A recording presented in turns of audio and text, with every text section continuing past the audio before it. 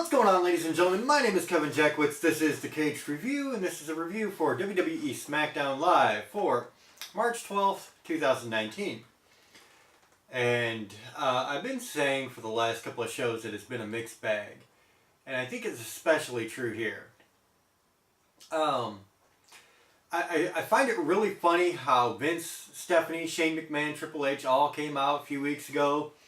And they're like, you know, we understand our ratings are down. We got to start giving you guys a better product. No more authority figure. What's going on right now? Every authority figure is a heel and very heavily involved in something. It's a tired shtick that it's literally a lack of creativity. They're stuck in the same pattern where they do the same tired-ass storylines. And for some reason, they just refuse to think outside the box in ways to create new types of storylines. For some reason, they just will not do it. With that being said, you start the show with Shane McMahon. He does his typical heel authority figure shtick, saying that he's tired of everybody asking him for stuff that he can do for them. And, well, that's just kind of how it goes in a job like that, I would imagine. So he decides that he's going to make the match between him and The Miz at WrestleMania. I don't know how excited I am for that match. The Miz is not that great in the ring. He's good enough to carry somebody. And if he's with somebody that's really good in the ring, it looks like a really good match. But if he's with somebody his caliber or worse, it's not that great of a match. And so I honestly don't expect this to be a very good match. Honestly, I don't. So, I don't know.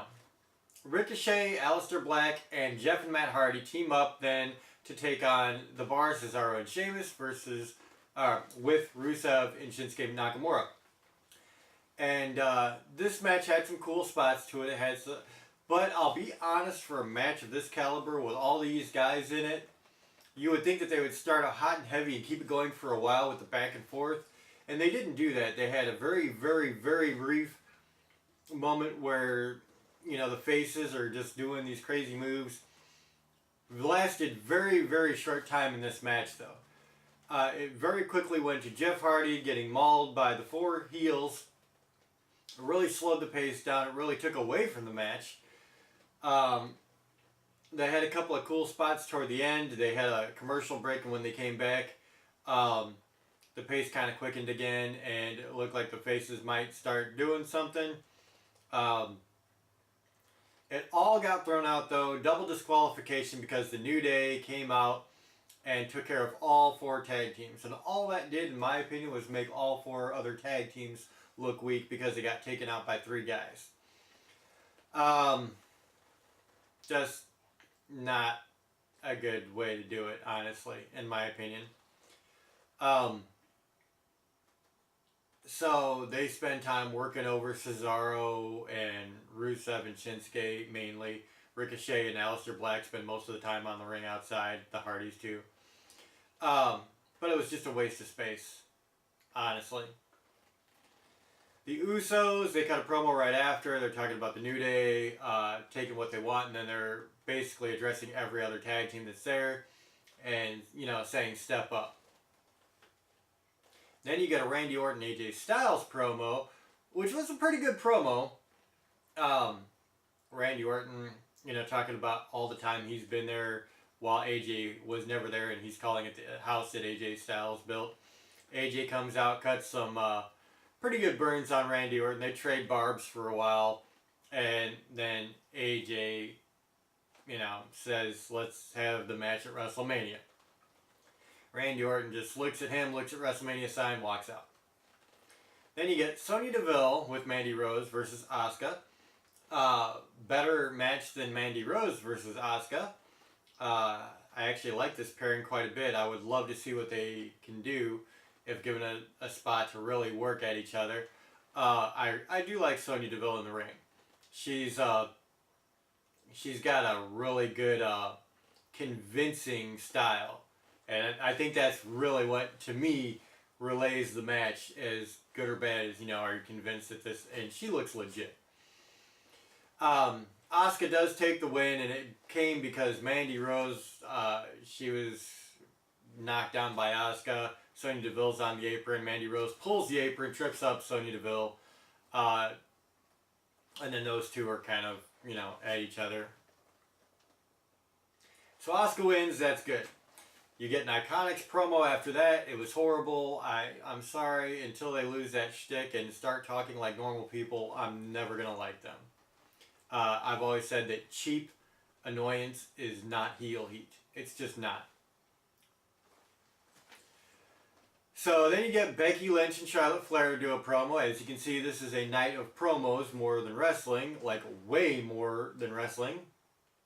And she comes out to the ramp, throws the crutch away, walks to the ring on her own. She's still kind of limping.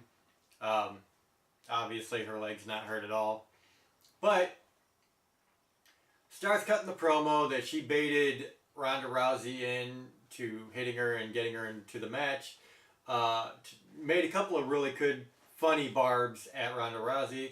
Charlotte interrupts, saying that, Becky's interfering in her match, and really amounts to nothing. I mean, really, it doesn't. It was good promo work, but at the end of the day, I think what WWE has done with the storyline and everything they've done with Becky Lynch and just the confusing way that they've done it, it's just really taken a lot out of this feud. And that's unfortunate because this is like the biggest feud that they're trying to work on. They're talking about this actually being the main event at WrestleMania. No matter how it goes, they really have botched it up quite a bit, in my opinion.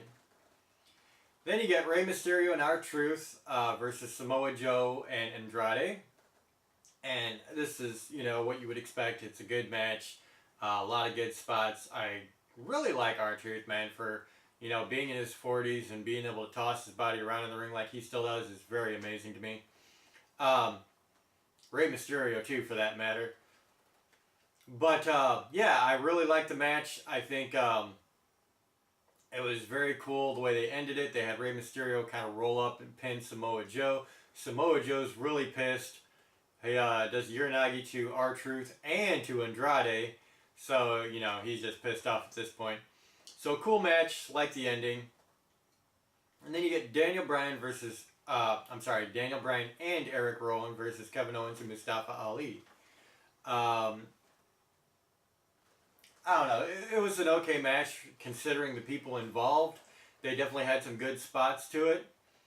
And even Erick Rowan kind of looked good. So it wasn't terrible, but at the end of the day, Mustafa gets caught by Erick Rowan after some confusion. Rowan slams him down, gets the pin.